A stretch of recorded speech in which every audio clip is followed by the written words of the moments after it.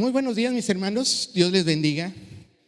Tenía tiempo de no estar aquí compartiendo con ustedes y me da alegría volver a tomar este lugar y poder compartirles. Sí, cada domingo puedo hacerlo con los jóvenes. Hoy les decía a los jóvenes que se iban a quedar en este lugar. De todas maneras me van a escuchar y no se van a librar de mí, ¿verdad? Bueno, pero aquí estamos, gracias a Dios, porque aquí estamos y le damos la gloria a nuestro Dios, porque Él es bueno y porque para siempre es su misericordia. Y yo quiero que se ponga en pie un momentito y vamos a hacer una oración para encomendar este tiempo. Vamos a estar un ratito sentados, así es que oremos a Dios. Dios, gracias te damos porque hoy queremos que a través de tu palabra tu pueblo sea edificado. Queremos que a través de tu Espíritu Santo, Señor, tu palabra guíe, dirige, exhorte, nos hable, Señor, que tú seas lámpara a nuestros pies y lumbrera a nuestro camino. Dios, gracias te doy por esta mañana, por este tiempo, y que hoy, Padre, tú edifiques, tú avives, tú renueves, tú perdones, pero sobre todo, Señor, que hagas tu voluntad en el cielo y en la tierra, porque bueno eres Dios, porque maravilloso eres, poderoso eres, Padre, Rey de reyes y Señor de señores, orando en Cristo Jesús. Amén. Tome su lugar, mi hermano, tome su lugar.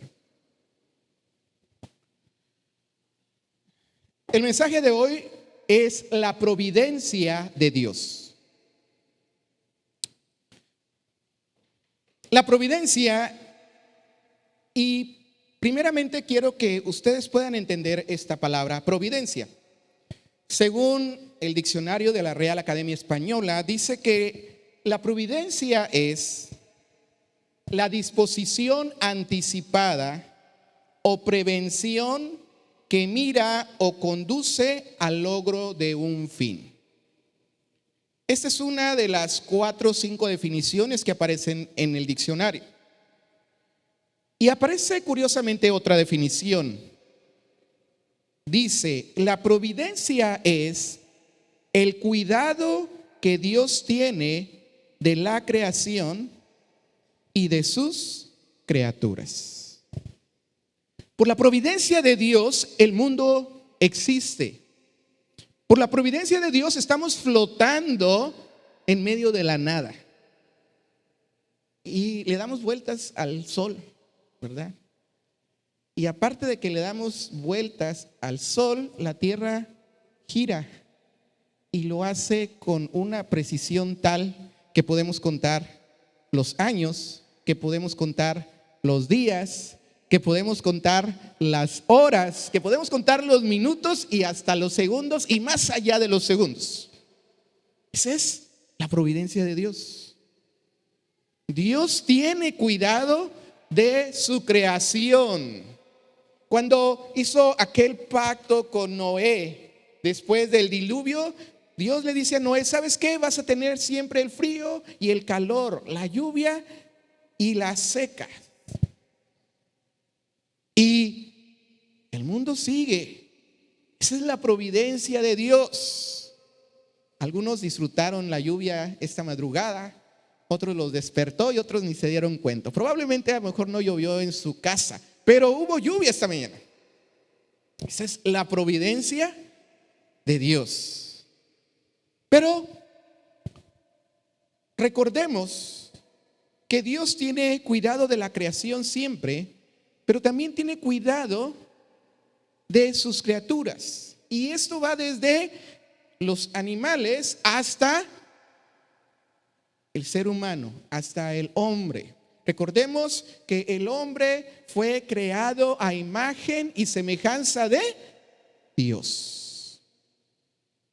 Entonces, nosotros como sus criaturas tenemos la palabra escrita de nuestro Dios, la cual nos da instrucciones para nuestro cuidado, las cuales nos dan instrucciones para que nosotros podamos vivir de la mejor manera en la tierra que nuestro Dios nos da. Y Dios ha provisto todo para que tú y yo vivamos en esta tierra de la mejor forma. ¿Cuál es el problema? Que no atendemos las instrucciones de Dios, que no atendemos la voz de Dios. Y entonces tomamos decisiones, o el ser humano en general ha tomado decisiones que en vez de construir o mantener el planeta en las condiciones que Dios las ha puesto, el hombre ha destruido este planeta y poco a poco vemos cómo el agua está contaminada, tenemos situaciones de contaminación ambiental, tenemos enfermedades, virus, y hace un par de años a todos nos hicieron que nos encerráramos en las casas, ¿verdad? Por un virus, SARS-19. Pero esto es cuestión del hombre. Esto no es porque falte la providencia de Dios. Ahora recordemos al pueblo de Israel, cuando este pueblo de Israel estaba bajo una promesa de Dios, cuando ese pueblo de Dios había cumplido la promesa de Dios que iban a entrar a la tierra prometida, y estaban allí y hubo algunos que no le creyeron a Dios. Y por lo tanto Dios dijo: ¿saben qué? Ustedes no me creen, ustedes no van a gozar de la bendición de Dios. Y por eso estuvieron 40 años, hasta que no murieron todos esos que no creían. Y otros fueron los que entraron y recibieron la bendición de Dios.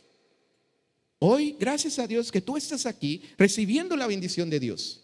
Pero puede ser que los que estuvieron detrás de ti no conocieron el camino, la verdad y la vida. O puede ser que los que vengan delante de ti, tus hijos o los hijos de tus hijos, tampoco estén aquí. Y no hablo físicamente de este lugar, hablo del camino de nuestro Dios. ¿Por qué? Porque muchas veces el corazón del hombre es necio. Tenemos los padres una gran comisión: educar a nuestros hijos desde la niñez, que aprendan las sagradas escrituras. Esa es una misión que tenemos nosotros como padres.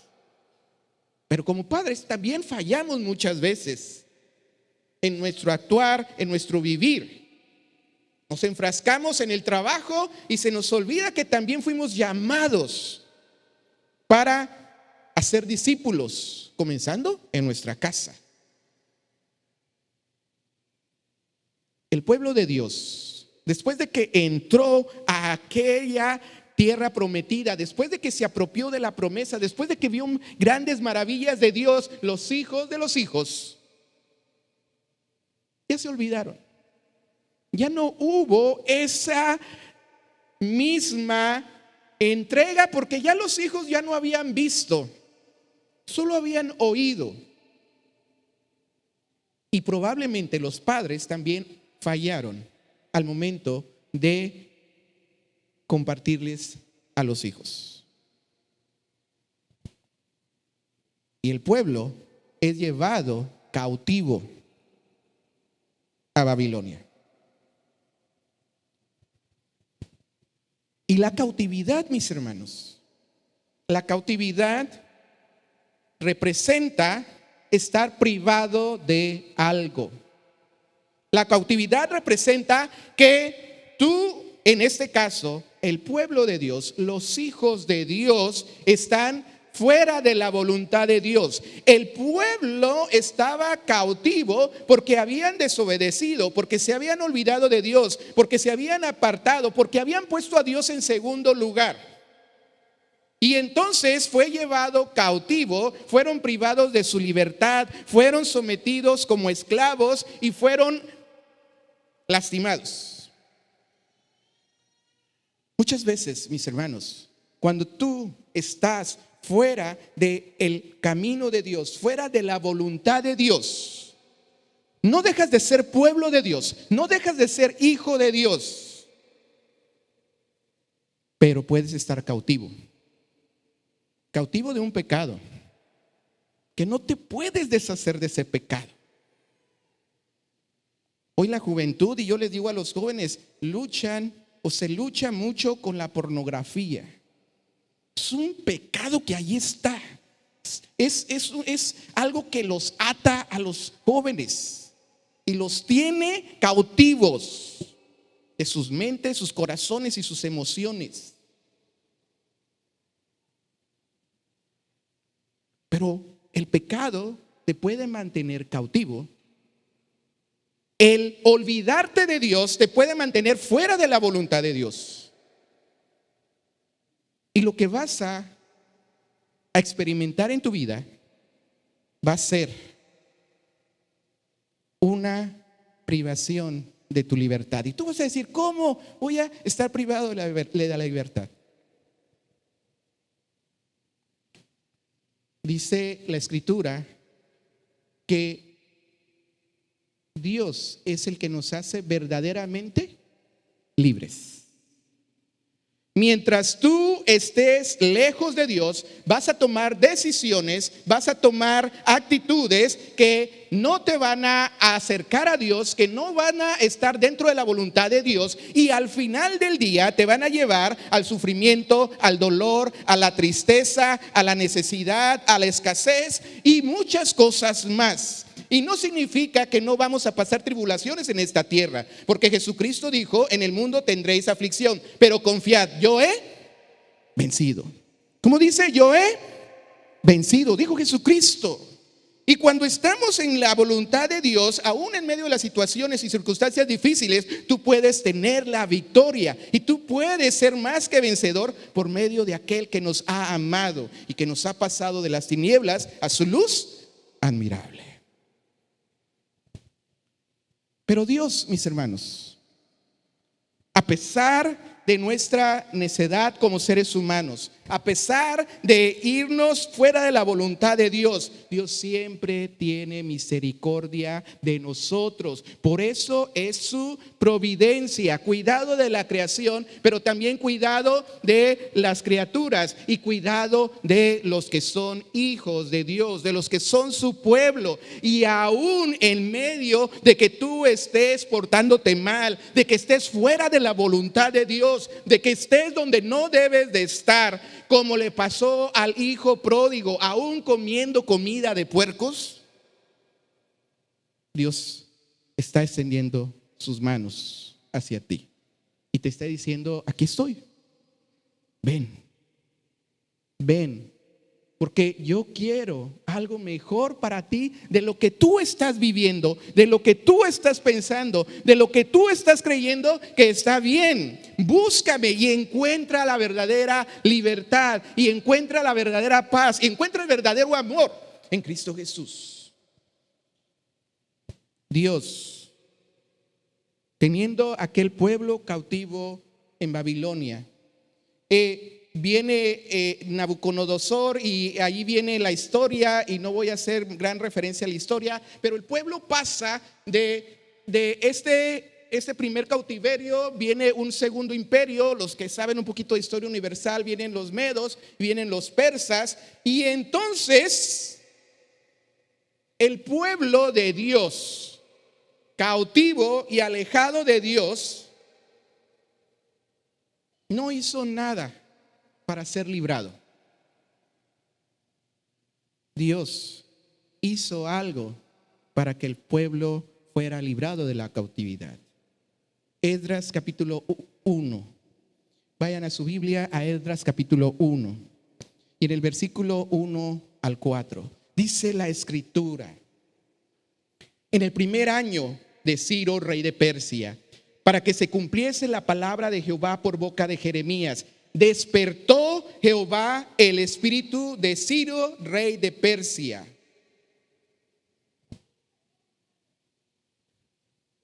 Mis hermanos, Dios tuvo que usar al rey de Persia, que ni era pueblo de Dios, que ni era creyente de Dios, que ni era hijo de Dios,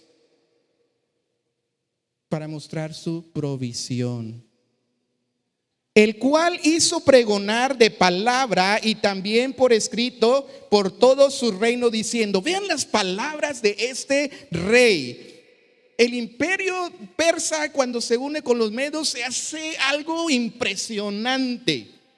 Dice el rey Ciro, rey de Persia: Jehová, el Dios de los cielos, me ha dado todos los reinos de la tierra y me ha mandado que edifique casa en Jerusalén, que está en Judá.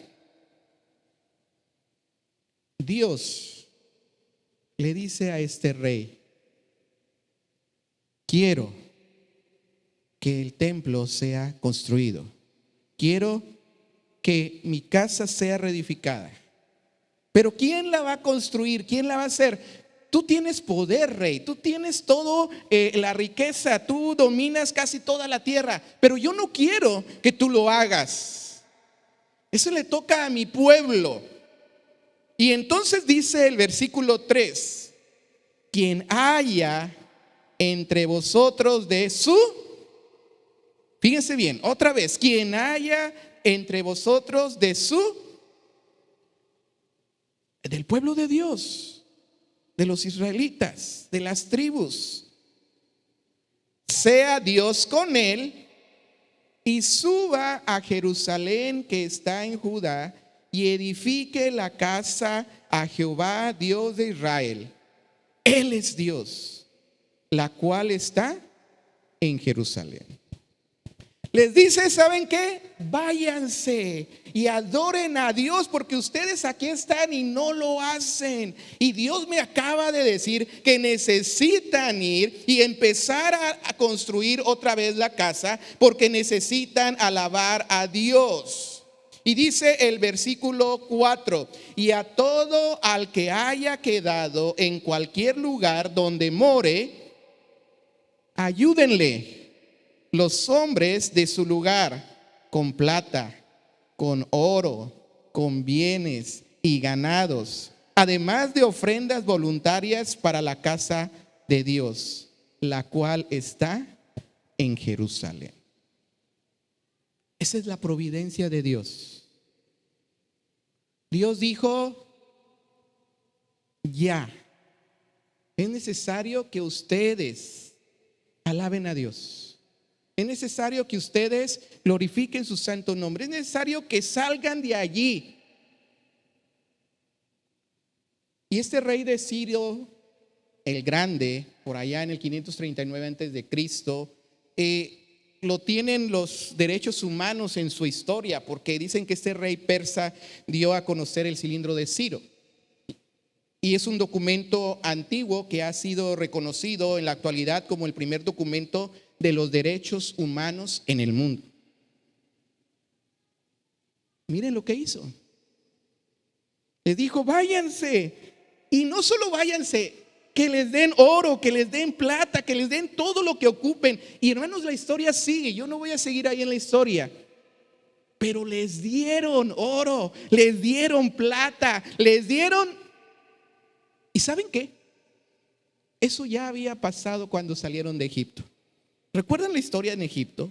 Que también los egipcios fueron y le dijeron: aquí está, llévense todo lo que quieran, pero ya váyanse.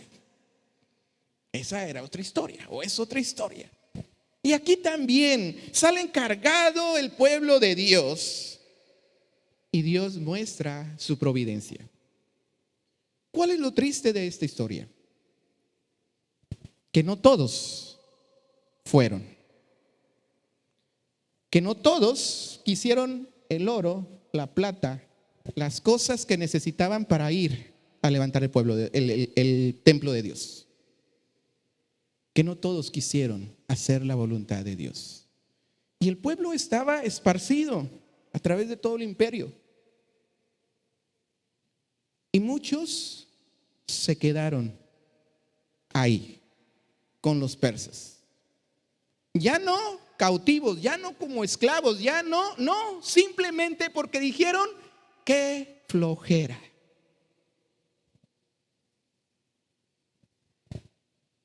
Qué flojera ir hasta allá. Muchas de las cosas que vivimos nos desconectan de Dios por la flojera. Porque es mejor la comodidad que el esfuerzo. Es mejor la comodidad que ponerme en situación desfavorable muchas veces. Sí, yo me quedo así y así estoy cómodo. Y que nadie me diga nada porque me molesto.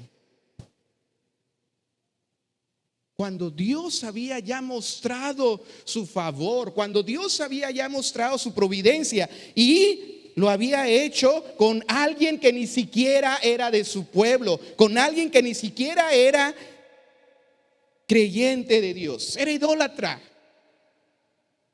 Pero Daniel 2:21 dice que Él muda los tiempos y las edades, quita reyes y pone reyes. Da sabiduría a los sabios y conocimiento a los entendidos. Y cuando entendemos que estamos dentro de la voluntad de Dios, aún Dios a nuestros enemigos hace estar en paz con nosotros. Los llevo a Proverbios capítulo 3 y versículo 22, solo para leer un texto que dice la escritura: el hombre bueno deja herencia a los hijos, vean, a los hijos de sus hijos, pero la riqueza del pecador está guardada para el justo. La riqueza del pecador está guardada para el justo. Dios, en su providencia, va a hacer todo lo que tenga que hacer para que Él muestre su poder en tu vida, para que Él muestre su voluntad en tu vida. Pero Dios nos ha dicho que nosotros tenemos libre decisión. En tu mano está hacer el bien o el mal. Le fue dicho a Josué: escogeos, dijo él, escogeos hoy a quién sirváis, pero yo y mi casa serviremos a Jehová. La voluntad de Dios para el pueblo de Israel es que estuviera en el lugar que Él había prometido.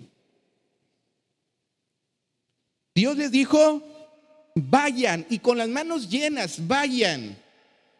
Pero la desobediencia, la flojera, el olvido, la falta de fe, la falta de amor, la falta de agradecimiento a Dios los había dejado en una condición de cautividad, aunque ya no estaban cautivos.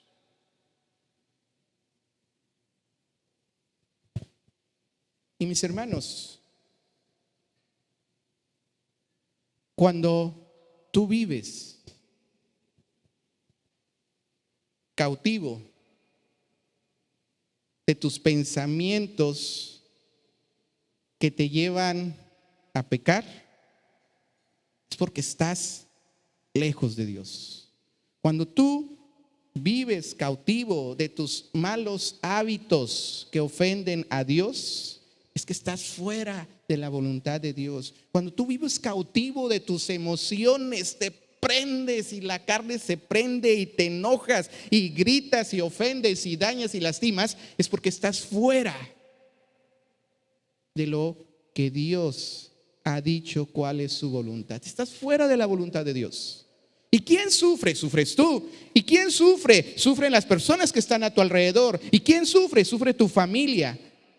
Y Dios solo te ve y dice: aquí estoy, necesitas volver a mí, necesitas estar en mi voluntad, necesitas estar en conexión conmigo cada día. Hoy los voy a llevar al libro de Esther. Y en este libro es el libro de Esther. Es un libro un poco fuera de lo común. ¿Y por qué es un libro un poco fuera de lo común? Porque en este libro, mis hermanos, no se menciona el nombre de Dios. Ni una sola vez en el libro. Y usted va a decir: ¿y entonces por qué está en la Biblia? No hay ninguna mención del nombre de Dios en el libro. Sin embargo, se menciona un rey cerca de 192 veces. Curiosamente también es uno de los únicos 2 libros en la Biblia que lleva nombre de mujer, Esther. Las doctrinas que nosotros tenemos en la actualidad, nosotros decimos que estamos en el Nuevo Testamento bajo la gracia, pero mucha de la doctrina viene desde el Antiguo Testamento. Tenemos la redención que fue traída desde el Éxodo, ahí podemos ver la redención del pueblo de Dios. Tenemos el libro de Job que enseña acerca del arrepentimiento.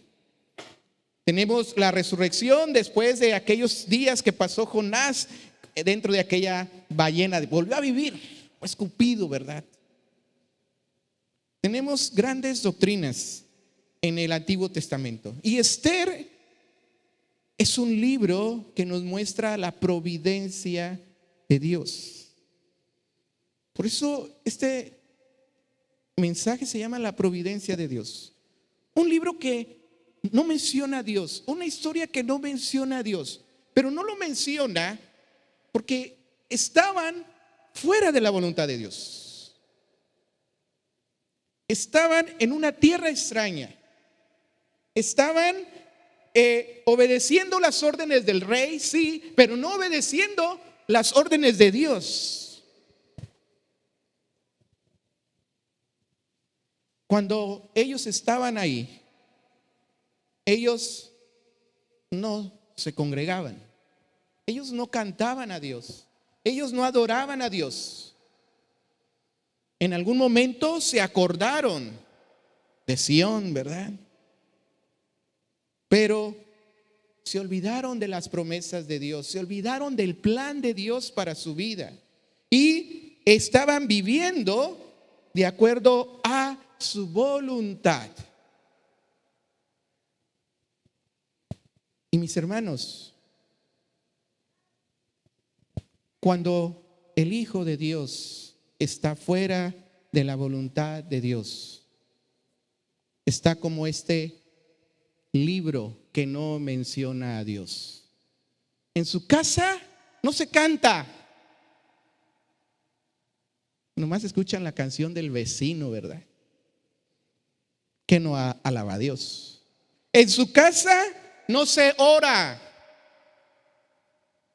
porque al cabo ya Dios sabe lo que yo necesito.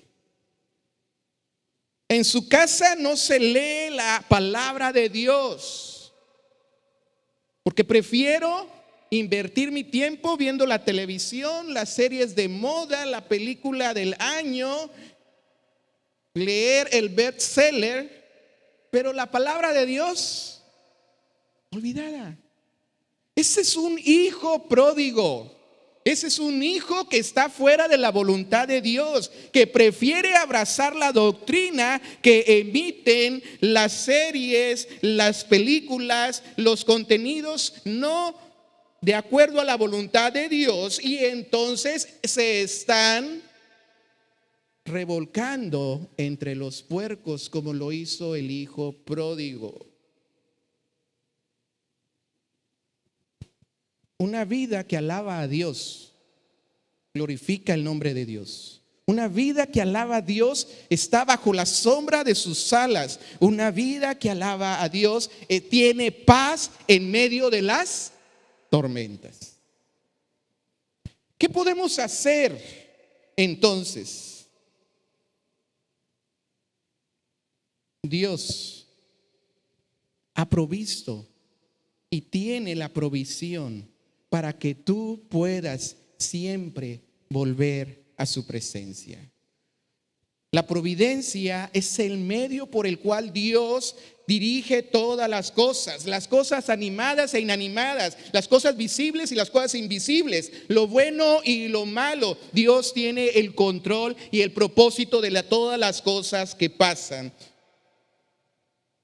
Dice Efesios capítulo 1 versículo 11: en él asimismo tuvimos herencia, habiendo sido predestinados conforme al propósito del que hace todas las cosas según el designio de su voluntad.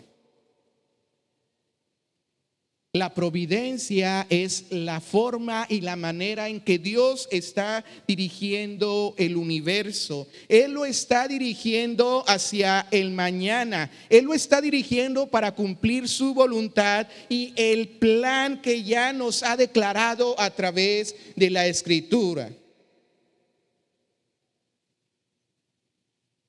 Y desde la antigüedad podemos recordar a Abraham allá en Génesis capítulo 22, cuando Dios le pide a su hijo y Abraham va y le dice a su hijo, porque su hijo le pregunta, nos falta algo. Y Abraham le dice, Dios proveerá. El Señor Jesucristo como cordero, un símil de lo que pasó allá con Abraham. Juan el Bautista declara en Juan 1:29, he aquí el Cordero de Dios que quita el pecado del mundo. Dios tiene la provisión. Dios es esta providencia, es que Dios tiene un plan para la iglesia. Dios tiene un plan para su pueblo, pero si tú estás fuera de ese plan, vas a experimentar situaciones que te van a llevar a vivir como un hijo pródigo. Sabemos, porque lo dice el Apocalipsis, que un día a la humanidad le va a ser puesta una marca en la frente o en la mano, sin lo cual no van a poder comprar nada. Porque esa marca, que es la marca de la bestia, es la que te va a permitir identificarte como adorador de la bestia y como un ser humano en la tierra que va a ser todo a través de un código, número o algo parecido que se ponga en la mano o en la frente. Y hace 20 años se especulaban historias que si era un código de barras, otro tiempo se especulaba que si era un chip, ahora, mis hermanos, ya hay una tinta que se imprime en la mano o en la frente y esa tinta guarda todos tus datos y cuentas bancarias. Hace un mes, dos meses aproximadamente, en China se autorizó por primera vez de manera masiva el pago con la mano. Solo acercas tu mano y puedes pagar. No te están implantando ningún chip, no te están implantando nada, no. Solo acercas tu mano y pagas. Y yo cuando lo leí dije, Señor, ya vienes. Déjame pongo a orar, ¿verdad? No. Dios está poniendo en orden porque se va a cumplir lo que está escrito. Y Dios ya ha provisto lo que necesita la humanidad, pero hay muchos que no lo ven así y que no lo entienden así y que están caminando de acuerdo a sus principios, de acuerdo a sus ideologías, de acuerdo a sus ideales, de acuerdo a lo que ellos están bien, pero están fuera de la voluntad de Dios. Pero hay muchos hijos pródigos que también están viviendo como cristianos, pero fuera de la voluntad de Dios. Y aún no he llegado a Esther, pero todo esto era parte del pequeño fragmento, porque no voy a contar toda la historia. Bueno, se los voy a contar aquí rápidamente y después los voy a llevar a una sección de la Biblia. Esther era una joven judía del pueblo de Dios que se quedó huérfana y estaba viviendo en el imperio persa y fue criada por Mardoqueo. Era su primo, hija adoptiva, y él se convierte en su protector, en su padre, en su cuidador. La reina de Persia, que era la reina Vasti, fue elegida como reina, pero después fue quitada y se hizo un concurso de belleza, ¿verdad? Y llegó Esther al reino. Amán, un funcionario que engrandeció mucho el rey Asuero, se propuso eliminar al pueblo judío, al pueblo de Dios. Esther, aconsejada por Mardoqueo, intercede ante el rey y salva al pueblo de la destrucción. Y ya dice, ya vimos todo el libro de Esther, sí. Pero Esther, mis hermanos, fue el resultado, una vez más, de la providencia de Dios. Era esencial que Esther estuviera en ese lugar y en esa posición con el objeto de realizar gestiones para proteger al pueblo de Dios. Y lo logró. Y Dios la convirtió en reina. Y ahora sí los llevo a Esther capítulo 3. Y en Esther capítulo 3,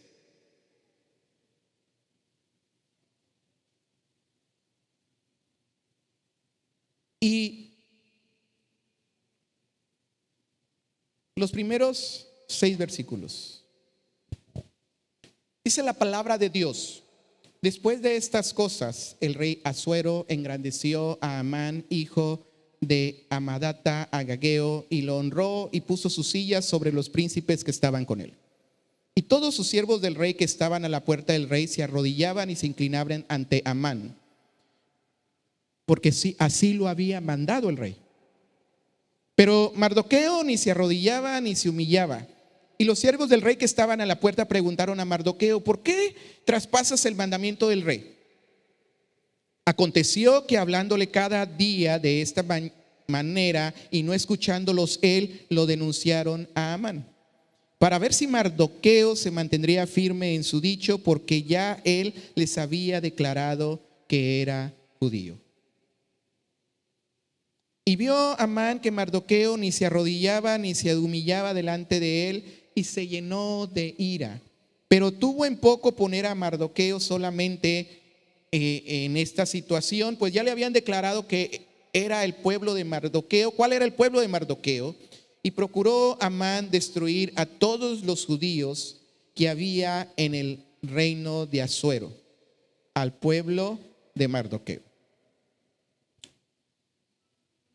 Este hombre quería adoración. Este hombre quería que se inclinaran a él como si fuera un dios. Y Mardoqueo no lo hizo. Y dijo: voy a acabar contigo, y no solo con tu vida, sino con todos los que son de tu pueblo. Y mis hermanos, Satanás quiere destruir a los hijos de Dios, pero ya no lo puede hacer, porque Jesucristo ha vencido. Derrotó a Satanás, derrotó al diablo en la cruz del Calvario. Y Jesucristo no solamente llevó cautiva la cautividad, sino que Él dice que venció a la muerte. ¿Dónde está, oh muerte, tu aguijón? ¿Dónde está, oh sepulcro, tu victoria?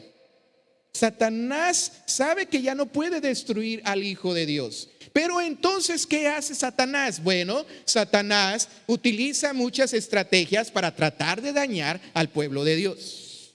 Amán quería destruir no solo a Mardoqueo, sino a todo su pueblo. Satanás quiere destruir y dañar al pueblo de Dios con chismes, con envidias, con calumnias, con tentaciones.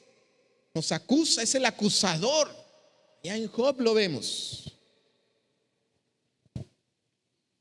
Santiago capítulo 3, versículo 14 al 18. Dice estos textos: pero si en su corazón Bueno, voy a leer la revisión 2015, perdón, son los únicos textos que traigo en la revisión 2015, Reina Valera 2015, dice: pero si en su corazón ustedes tienen celos amargos o amargos celos y contiendas, no se jacten ni mientan contra la verdad. Esta no es la sabiduría que desciende de lo alto, sino es terrenal, animal ¿y qué? Lo dice la Biblia, diabólica. Esto es lo que usa Satanás: amargura de corazón, pleitos con los hermanos, con los amigos, con los vecinos, en el trabajo, celos que nos consumen, que nos desorientan. Y estos impulsos, además de que son terrenales, nos hacen actuar como animales, y dice que son diabólicos. Eso es lo que hace Satanás. Amán se llenó de enojo, se llenó de ira, se llenó de que dijo: los voy a acabar. Versículo 16: porque donde hay celos y contiendas, allí hay, en esta versión dice, allí hay desorden y toda práctica perversa. Sabemos que Dios es un Dios de orden, y cuando tenemos pleitos y celos con los que están a nuestro alrededor, hay desorden y toda obra perversa.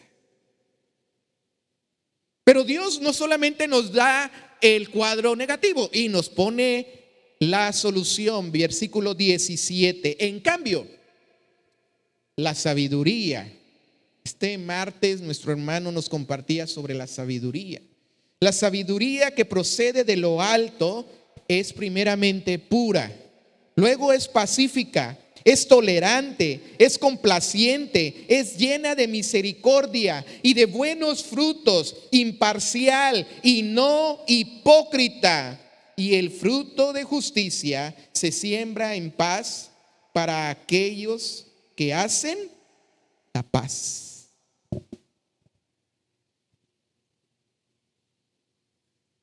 ¿Cómo reaccionas tú ante las situaciones difíciles? ¿Cómo reaccionas tú ante aquello que no es como tú quieres que sea, no es como tú quieres que salga? ¿Cómo reaccionas ante este tipo de situaciones? Amán reaccionó de manera vil y menospreciable.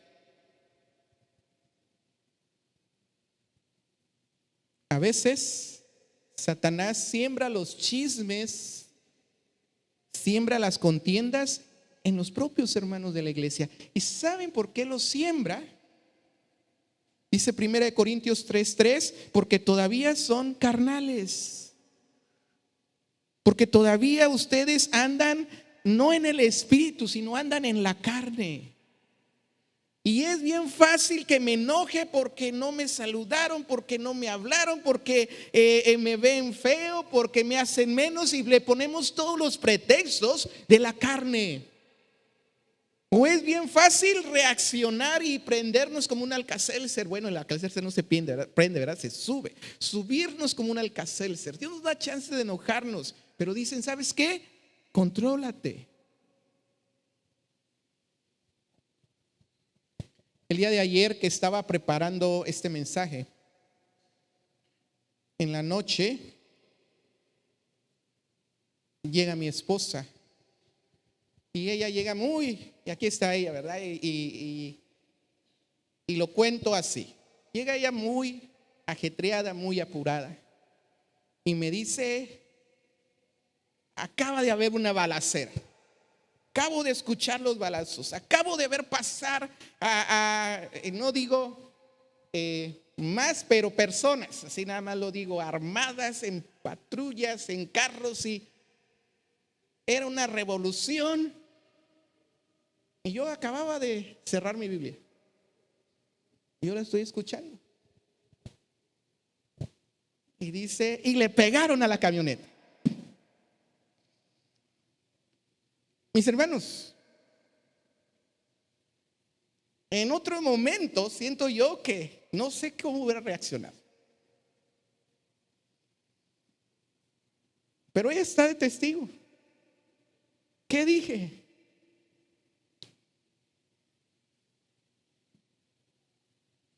Le dije yo, le doy gracias a Dios porque pude terminar el mensaje, porque pude aprovechar bien el tiempo, porque pude tener un buen tiempo con Dios, y empecé a comentarle de lo que había hecho.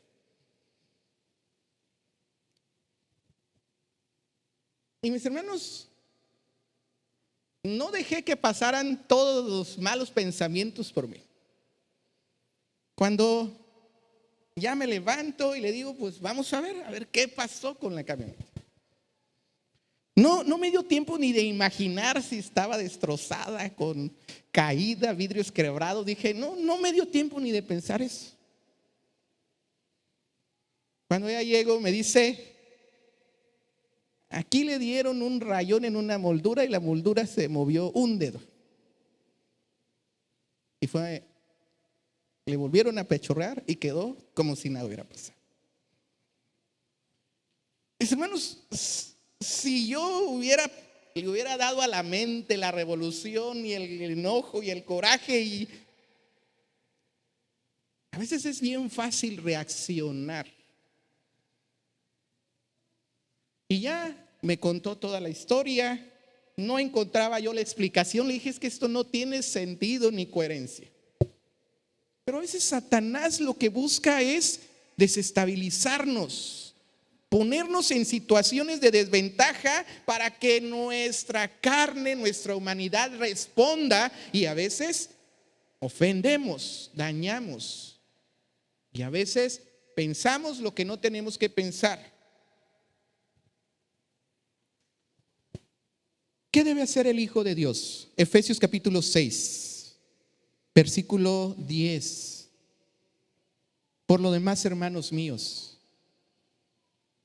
fortaleceos en el Señor y en el poder de su fuerza. Vestíos de toda la armadura de Dios para que podáis estar firmes contra las acechanzas del diablo. Porque no tenemos lucha contra sangre ni contra carne, sino contra principados, contra potestades, contra los gobernadores de las tinieblas de este siglo, contra huestes espirituales de maldad en las regiones celestes. Por tanto, tomad toda la armadura de Dios para que podáis resistir en el día malo, y habiendo acabado todo, estad firmes.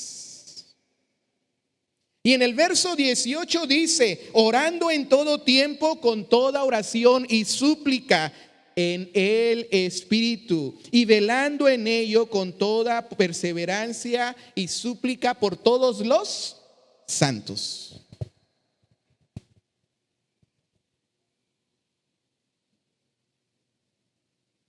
¿Cuántas veces un chisme ha destruido un matrimonio, una familia? ¿Cuántas veces una calumnia te ha destruido a ti? Te han quitado por una calumnia que levantan contra ti. ¿Cuántas veces una ofensa separa a las familias y se dejan de hablar, de ver por años? ¿Cuántas veces? Y puedo seguir poniendo ejemplos. Pero esto es lo que Satanás está haciendo para dividir, para dañar, para que el pueblo de Dios termine fuera de su voluntad, de la voluntad de Dios, fuera de la voluntad de nuestro Dios. Regresamos a Esther capítulo 3, versículo 8. Y dijo Amán al rey Asuero: hay un pueblo esparcido y distribuido entre los pueblos en todas las provincias de su reino, y sus leyes son diferentes de las de todo el pueblo, y no guardan las leyes del rey, y al rey nada le beneficia dejarlos vivir. Si place al rey, decrete que sean destruidos, y yo pesaré 10,000 talentos de plata a los que manejan la hacienda, para que sean traídos a los tesoros del rey. Entonces el rey quitó el anillo de su mano y lo dio a Amán, hijo de Amadata, agageo, enemigo de los judíos, y le dijo: la plata que ofreces sea para ti, y asimismo el pueblo, para que hagas de él lo que bien te pareciere. El rey le dijo: no me importa lo que el dinero ni lo que tú quieres hacer, aquí está mi anillo, sella el decreto y tú encárgate. Este hombre llamado Amán era descendiente de Agag. ¿Y por qué la Biblia lo cita en el verso 1 y lo vuelve a remarcar? Cuando la Biblia nos da la referencia es por algo especial. Dice que era Amán, hijo de Amadata, agageo. ¿Y quiénes eran los agageos? Los de Agag. ¿Y quiénes eran los de Agag? Bueno, vayan a Primera de Samuel capítulo 15 y versículo 8. Y en Primera de Samuel capítulo 15 versículo 8 encontramos que dice la escritura en el versículo 8 y el versículo 9. Dice que y tomó vivo a Agag, esto es Saúl, cuando Dios le había mandado a que eliminara al rey y a su pueblo. Dice que tomó vivo a Agag, rey de Amalec, pero a todo el pueblo mató a filo de espada. Y Saúl y el pueblo perdonaron a Agag, y perdonaron a lo mejor de las ovejas, del ganado mayor, de los animales engordados, de los carneros, de todo lo bueno, y no quisieron destruir más todo, y no lo quisieron destruir, mas todo lo que era vil y despreciable destruyeron. Versículo 11 dice que Dios le dice a Samuel: me pesa haber puesto por rey a Saúl. Si Saúl hubiera destruido a Agag, no estuviera Amán aquí. Pero como él dejó cabos sueltos, aparece Amán, Amadata, agageo. Aparece que estos amalecitas aquí se manifiestan, y cuando Saúl debió haber obedecido a Dios, no lo hace, y entonces hoy se encuentran en una situación de desventaja. Cuando Dios te pide que le obedezcas y tú no lo haces, empiezas a dejar cabos sueltos en tu vida que te van a cobrar la factura 1 año, 2 años, 10 años o 20 años después. Saúl dejó cabos sueltos, y dice que a Jehová, a Dios le pesó. Dijo: ay, Saúl no obedece, no entiende que el plan es perfecto, y que si yo no estoy en la voluntad de Dios, y que si yo no estoy caminando bajo la sombra de sus alas, y si no estoy yo caminando en el camino que Él ha marcado para hacer alabanza de su gloria y luz en medio de las tinieblas, entonces los cabos sueltos me van a cobrar facturas más adelante en mi vida. ¿Qué pide Jehová de ti?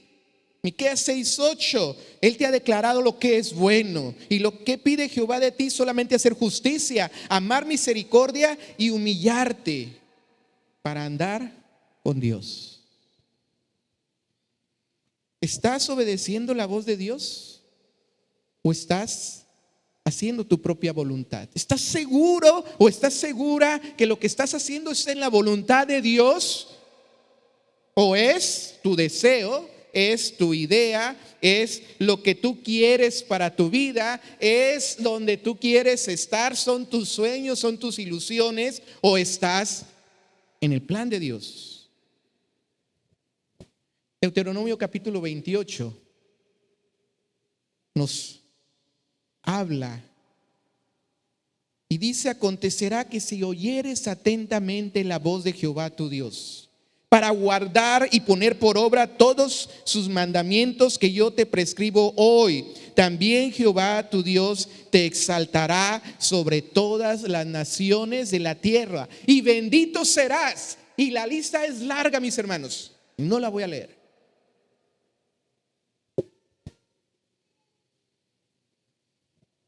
Pero si no estás en el plan de Dios, en la voluntad de Dios, entonces vendrán situaciones como las que está viviendo hoy en esta historia Mardoqueo y su pueblo. Esther capítulo 4.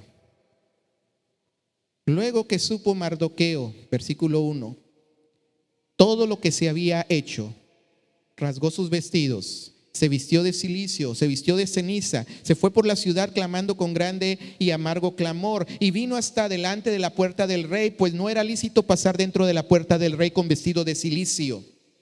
Y en cada provincia y lugar donde el mandamiento del rey y su decreto llegaba, tenían los judíos gran luto, ayuno, lloro y lamentación. Cilicio y ceniza era la cama de muchos.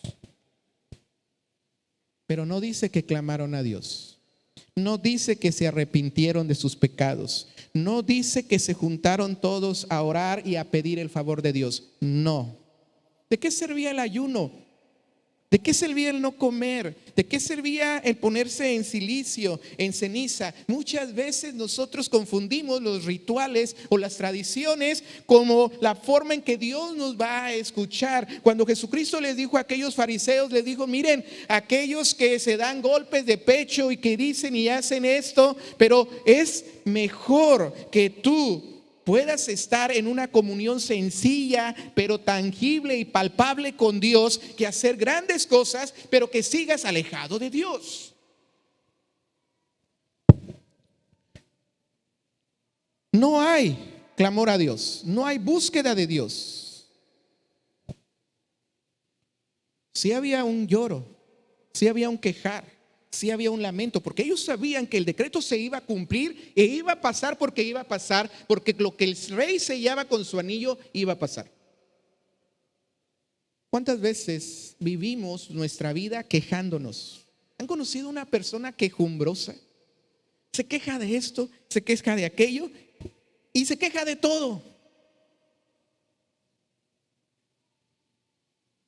¿Y por qué en vez de quejarte y decir: es que va a pasar esto, es que aquello va a pasar? El Señor Jesucristo, a través de las cartas de los apóstoles, me voy cuando cita el apóstol y dice: ¿sabes qué? Es que tú tienes que decir: mañana haremos, o pasará esto, o pasará aquello, si Dios quiere. Mañana iremos, mañana traficaremos, hablan de comerciar, ¿verdad? Mañana haremos negocios si Dios quiere.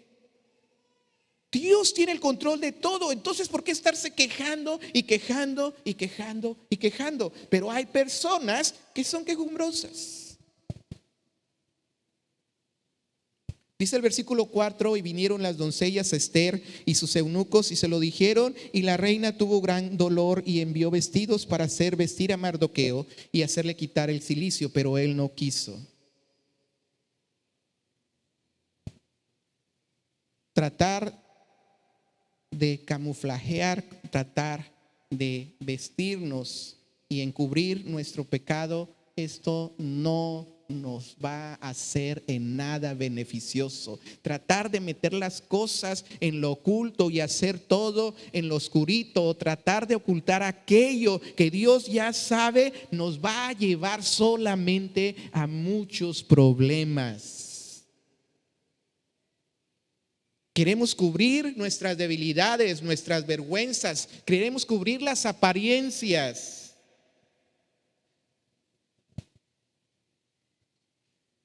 Apocalipsis capítulo 22 y versículo 12. Dice: he aquí yo vengo pronto, y mi galardón conmigo, para recompensar a cada uno según su obra. Yo soy el alfa y la omega, el principio y el fin, el primero y el último, dice el Señor. Bienaventurados los que lavan sus ropas para tener derecho al árbol de la vida y para entrar por las puertas en la ciudad. ¿Y qué significa lavar las ropas? ¿Y qué significa estar delante de Dios? Bueno, si tú has aceptado a Cristo como tu Salvador, ya eres una nueva criatura, ya eres un hijo de Dios, y Dios te ha puesto nuevas vestiduras, y Dios te ha puesto nuevas ropas, y te ha puesto delante de reyes y sacerdotes como pueblo de Dios. Pero el pecado nos ensucia, y Dios dice: bienaventurados los que lavan sus ropas. ¿Qué significa eso? Lo que dice primera de Juan 1:9: si confesamos nuestros pecados, Él es fiel y justo para perdonar nuestros pecados y limpiarnos de toda maldad. Esther no sabía lo que pasaba, pero en el versículo 13, Esther 4:13, Mardoqueo le dice a Esther: no pienses que escaparás en la casa del rey más que cualquier otro judío, porque si callas absolutamente en este tiempo, respiro y liberación vendrá de alguna otra parte para los judíos, mas tú y la casa de tu padre pereceréis. Y quién sabe si para esta hora has llegado al reino. A Mardoqueo le queda claro que había llegado a ese puesto Esther no solamente por su belleza, sino que Dios tiene un plan para la vida y para el ser humano, y que era la hora y el propósito que Dios tenía para mostrar una vez más la misericordia que Él tiene para sus hijos.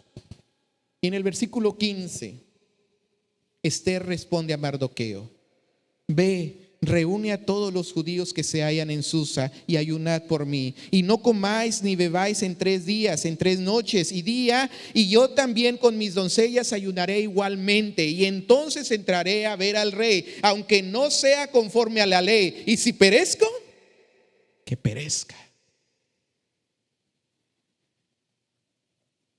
Dios muestra su providencia con Esther. Y la historia sigue, y aquí ya me voy a detener. El pueblo de Dios es librado.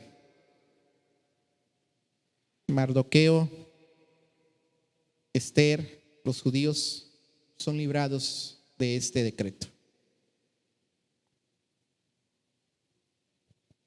Dios muestra su providencia hacia ti y hacia mí, para que seas redimido, para que tengas una nueva vida, para que vivas en paz, para que experimentes el gozo de Dios, para que puedas salir avante en medio de la tempestad, para que no tengas temor, aunque andes en valle de sombra y de muerte, no tengas temor. Pero si estás viviendo fuera de la voluntad de Dios, déjame decirte que vas a experimentar comer comida de cerdos.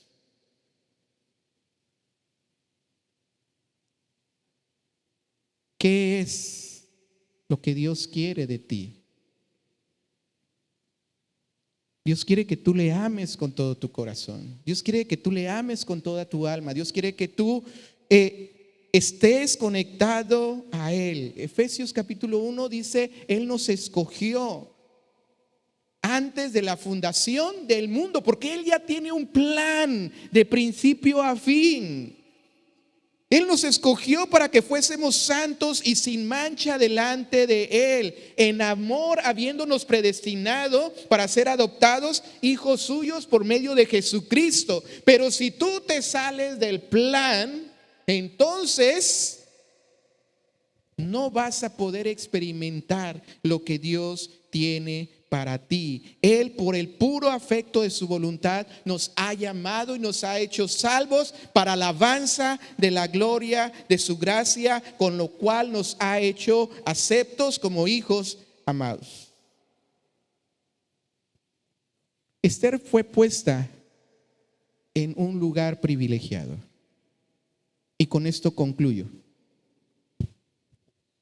fue puesta para cumplir un propósito y un plan de Dios. ¿Por qué estás tú en el lugar donde estás? ¿Por qué estás puesto allí? ¿Por qué naciste aquí o por qué vives aquí? ¿Por qué no aguantas el calor, verdad? ¿Por qué aguantamos el calor y por qué no nos vamos allá donde está fresquecito a vivir? Hay un propósito. Hay algo que Dios quiere hacer contigo. Y si estás en la voluntad de Dios, Dios lo va a hacer en ti. Pero si no, te va a tocar experimentar sufrimiento y dolor. Pero Dios sigue mostrando su providencia hacia ti. ¿Qué es lo que Dios quiere contigo? ¿Qué es lo que Dios quiere hacer contigo?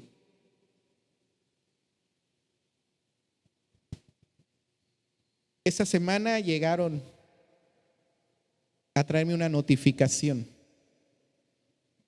y yo no estaba aquí. Y me dijo mi tía, te andan buscando la ley, ¿verdad? Ay, dije yo, pues, ¿qué hice? Y me dieron una notificación. Cuando veo la notificación, una declaración que nos pide Hacienda, el contador no la había presentado y ya me andaban buscando. Me dijeron, mañana a las 11 usted tiene que estar presente, ahí decía el citatorio, porque a las 11 le vamos a entregar el otro, lo vamos a multar. Y no me dijeron que me iban a hallar a la cárcel, no, hermano, no. El siguiente día yo tenía que estar en la ciudad de Morelia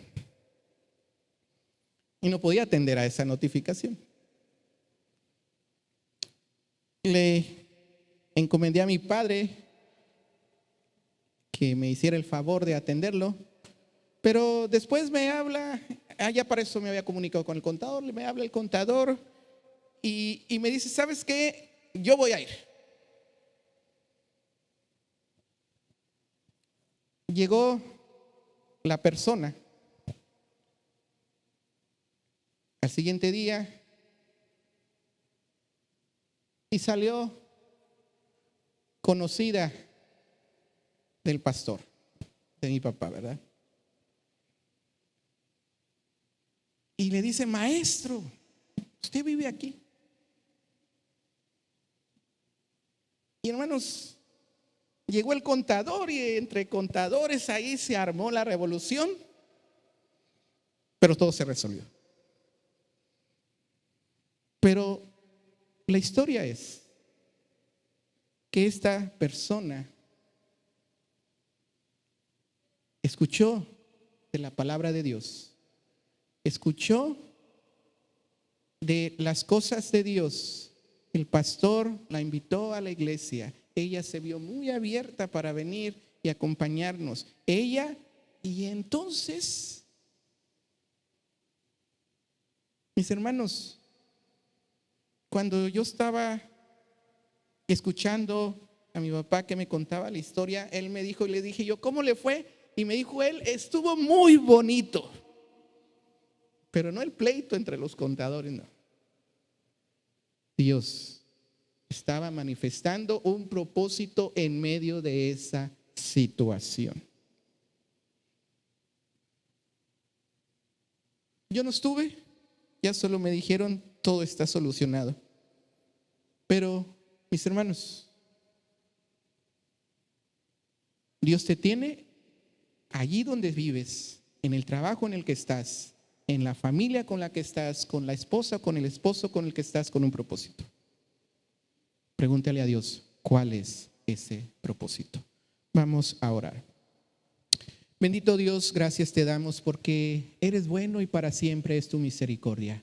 Hoy queremos que tu Espíritu se siga moviendo en nosotros y que hoy entendamos cuál es tu voluntad, Padre, en el cielo, en la tierra, en nuestra vida y en nuestra iglesia.